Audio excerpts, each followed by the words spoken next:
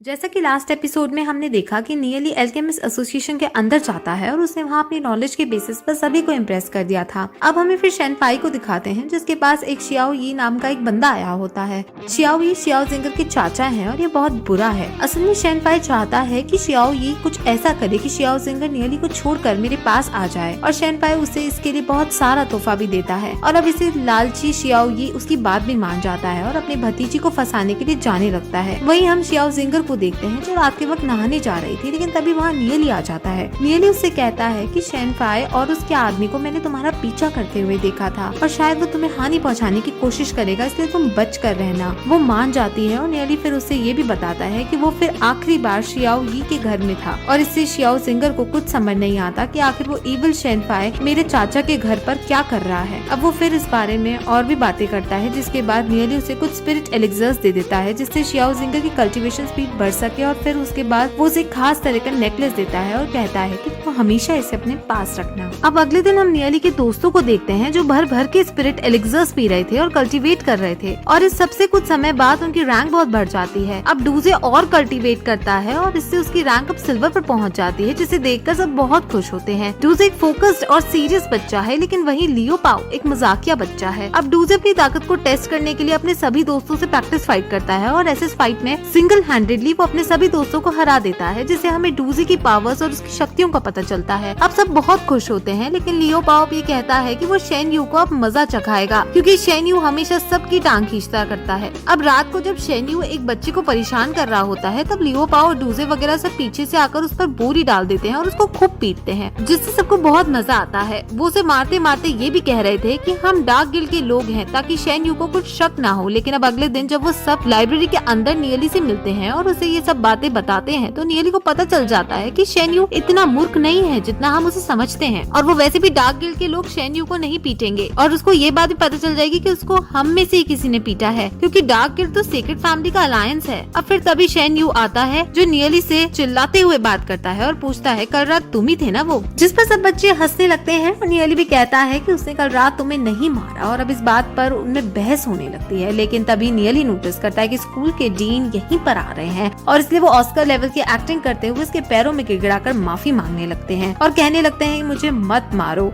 सब शॉक हो जाते हैं और तभी वहाँ डीन आकर जब ये देखते हैं कि शेन यू बच्चों को फिर से तंग कर रहा है तो वो उसे बहुत ज्यादा डांटते हैं। वहाँ एल्केमिस्ट एसोसिएशन की डायरेक्टर यांग भी आती है। वो यहाँ पर नियली और यहाँ के डीन से मिलने आई होती है। शेन यू को तो पनिशमेंट दे दी जाती है और वहीं डायरेक्टर यांग नियली से आकर मिलती है और उससे उसकी पिल के लिए जो उसने पर्पल हेज ग्रास से बनानी सीखी थी उसके लिए उसे धन्यवाद करती है और फिर जो उसका प्रॉफिट हुआ होता है उसमें से एक भाग वो नियली को भी देती है, जिससे नियली बहुत खुश होता है। अब फिर वहाँ डीन भी आता है और उसे जब ये पता चलता है कि नियली एल्केमिस्ट एसोसिएशन के अंदर एंट्रेंस एग्जाम देकर पास हो गया है तो वो बहुत शॉक होता है और अपने स्टूडेंट की इस काबिलियत पर उसे शाबाशी भी देता है। वहीं हम शियाओ जिंगर को देखते हैं जो कल्टीवेट कर रही थी और नियली के दिए हुए एलिक्सर्स की मदद से वो कल्टीवेट कर सिल्वर रैंक पर पहुंच गई थी, जिससे उसे बहुत खुशी होती है और वो नियली को याद करने लगती है। लेकिन तभी वहाँ उसके चाचा शियाओ ही आते हैं और उसे दुखी होते हुए कहते हैं कि सीक्रेट फैमिली के लोग मान ही नहीं रहे और वो तुम्हारी शादी करवा कर ही रहेंगे और मैं इसमें कुछ नहीं कर पा रहा हूँ, जिस पर वो उससे इमोशनल होकर माफी मांगने भी लगते हैं। जिस पर शियाओ जिंगर दुखी होते हुए उनसे कहती है कि इसमें आपकी कोई गलती नहीं है, इसलिए आप दुखी ना हुई। जिस पर अब चाचा और ज्यादा दुख प्रकट करता है और फिर अब चाचा उसे भतीजी का प्यार दिखाते हुए कुछ एलिक्सर्स गिफ्ट करता है और उसे पीने के लिए कहता है,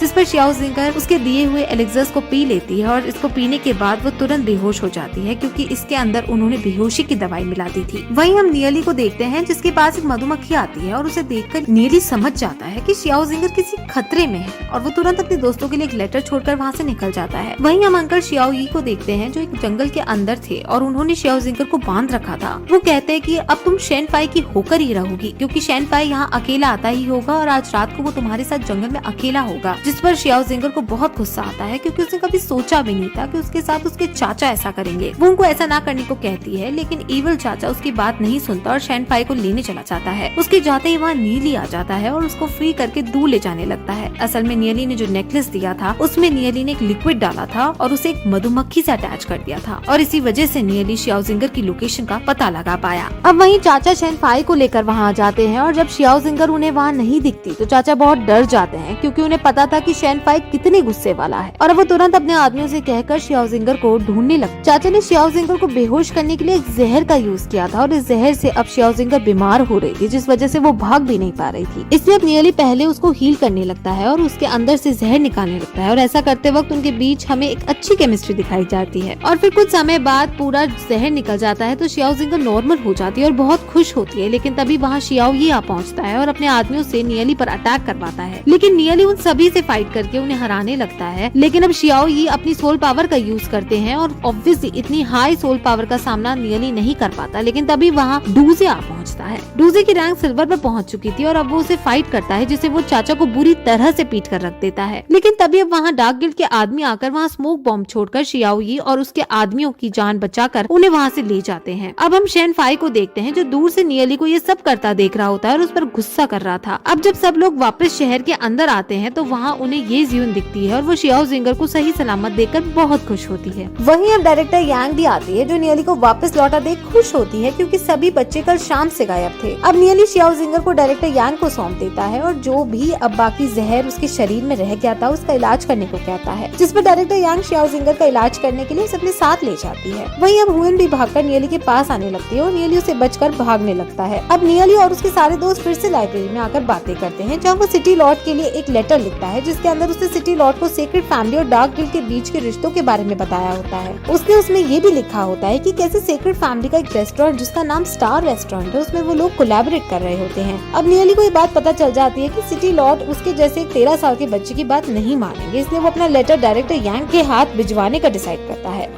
अब डायरेक्टर यांग लेटर को लेकर सिटी लॉर्ड के मैनेजर के पास जाती है और उस लेटर को डिलीवर करने के लिए तैयार हो जाते हैं। लेकिन वो अपनी कंडीशन रखता है और कहता है कि वो इस लेटर को डिलीवर कर देगा, लेकिन नियली को इसके बदले में उनकी एक मदद करनी होगी। उसे एक स्नो विंड स्पिरिचुअल गॉड पिल को रिफाइन करनी होगी।